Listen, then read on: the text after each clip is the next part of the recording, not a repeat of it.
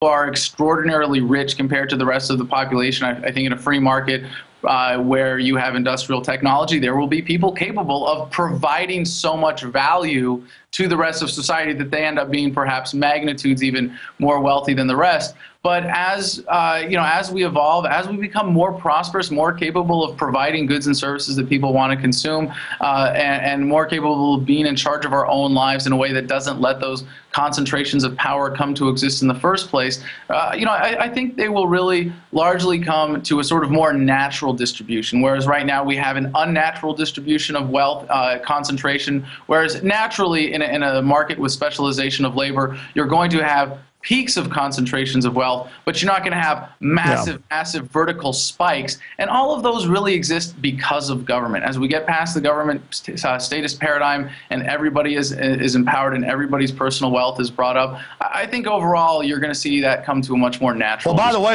as you know, the globalists always talk about the economy overheating, people being too wealthy. They actually spend all their time trying to suppress the wealth. I mean, the truth is that there's such an engine that the system is always admittedly trying to suppress it. Now they want to sell this post-industrial crap. But the truth is nobody wants to see their children starving. And the whole collectivist model of getting people dependent, we see what nightmares that creates. It is the animating contest of liberty. Adam Kokesh, we'll have to cover the milk with the next guest, but it was great having you on. Thank you. Thanks for the opportunity, Alex. All right, there goes Adam Kokesh, ladies and gentlemen. Amazing information. And hey, even if you don't agree with it all, it's thought-provoking. And it scares you because deep down you know he's on to some major truths here. So is Ron Paul. So are we here at InfoWars. Now, Adam and others, they like to talk about where we can go and show examples of what true freedom can do. I'm here in a desperate battle to expose the globalist, because before the population, in many respects, can wake up to the deeper truths, or simultaneously see them, we also need to identify the true monsters that are in control right now. We're going to go to break and come back and talk to our guest who's actually out there in the streets facing down the corrupt establishment straight ahead on the other side. If you're watching this later on myriad web channels out there and want to support these ideas and want to have access to it first and in higher quality, become a subscriber for 15 cents a day at PrisonPlanet.tv. And I should add, we're only running this till the end of the month, you can get 15-day free trial right now at PrisonPlanet.tv. So PrisonPlanet.tv or InfoWarsNews.com. We're going to go to break right now and come back with the conclusion of InfoWars Nightly News. Stay with us. If you believe in this information and want to support its viral spread, go to the InfoWars store at InfoWars.com. We've got the new G.I. Joe InfoWars T-shirts. We've got the incredible Pro Pure gravity-fed filters available at InfoWars.com in the store. We've got a new DVD, Scientists Under Attack, the Don't Tread on Me flag. We've got all sorts of different bumper stickers to help spread the rebellion virally. It's all there, wristbands, citizen rule books in every order. Order online at InfoWars.com today. The water filters, the canteens, it's all there, InfoWars.com.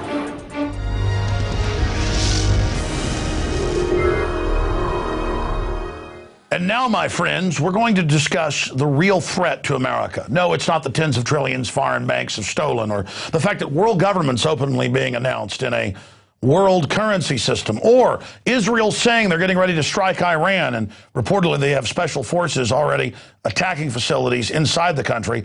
Iran is calling it U.S. terror attacks. No, that's not an issue. Not our country basically turning into a depression ridden system. None of that is a threat. Our borders wide open. 60,000 dead in the last 3 years inside Mexico. Our government caught shipping cocaine into the country and guns into Mexico. None of that is the threat. In fact, for 11 years, it wasn't a threat that Bernie Madoff, the SEC knew was ripping off people for tens of billions of dollars, and they covered it up.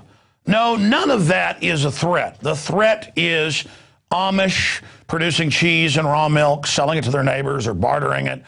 The problem is food co-ops selling or bartering with friends and family raw milk. No, that's the threat here in America. And last week, a new type of freedom riders took action for the civil right of producing their own healthy, natural food. And they publicly drank raw milk, but even more wickedly, publicly drove, to illustrate the absurdity, across state lines and consumed milk in front of the Food and Drug Administration offices. And joining us is Liz Reitzig. She's one of the founders of Farm Food Freedom Coalition. And I have a few quotes here by the Food and Drug Administration where they say that they think that it's improper for anybody to ever consume raw milk. Here it is. It is the FDA's position that raw milk should never be consumed. Agency spokesperson Tamara N. Ward. Now, there's no law against it, but they'll still basically try to arrest you somehow for it. And so joining us today to discuss this is Liz Reitzig. And you guys haven't been arrested yet. I mean, you're a mother of 5. That makes you even more al-Qaeda-ish. You're politically involved. That's even more dangerous. I mean, you're some type of serious thought criminal here, and you're enemy number 1, because I see reports of year-long stakeouts of Amish, always a big problem, for selling their neighbors milk, who really are undercover people who beg them to sell it to them. So tell us about the organization. Tell us about your move that's actually elicited the Food and Drug Administration to now respond. Well, first of all, thanks for having me on, Alex. And second of all, it's technically, in Pennsylvania at least, it's okay to sell raw milk to your neighbors. What's the illegality here is taking it across state lines, because somehow that milk becomes dangerous as it moves across the imaginary line that we call states. But that's where the real criminal activity is just in crossing that state line. And in response to the egregious acts that you just described by the FDA, a group of moms from California and the DC area, we banded together to form the Farm Food Freedom Coalition, specifically to take on and to bring to a broader audience what is happening with the FDA and our small farms. Well, I would also add, not only is this unconstitutional in my research and view, it's another example of a federal power grab. They're claiming the Commerce Clause, aren't they, whenever they declare jurisdiction. It's not that it's unsafe when it crosses that state line, even if you live right on the state line. It's that the feds basically want to control all commerce in this country. Right. That's exactly right. Now, their whole argument is that it's never safe, that raw milk is inherently dangerous. I mean, I've researched some of it, but you probably know more than I do. What's the history of how we went from regular, natural, wholesome milk, not being pasteurized, being basically extracted every morning and then delivered to your door, and then I guess Big Agri came in the last 50 years, demonized it, got state laws passed, so they could take dirty milk, spoiled milk, boil it with all the pus, blood, the rest of it, overworked cows, and then ship it across state lines, across the country, and then basically use government to shut down their competition, real milk, so the counterfeit, basically liquid cheese, pus derivative, that has now supplanted real milk, and real milk is an endangered species being hunted down by the federal stormtrooper Gestapo.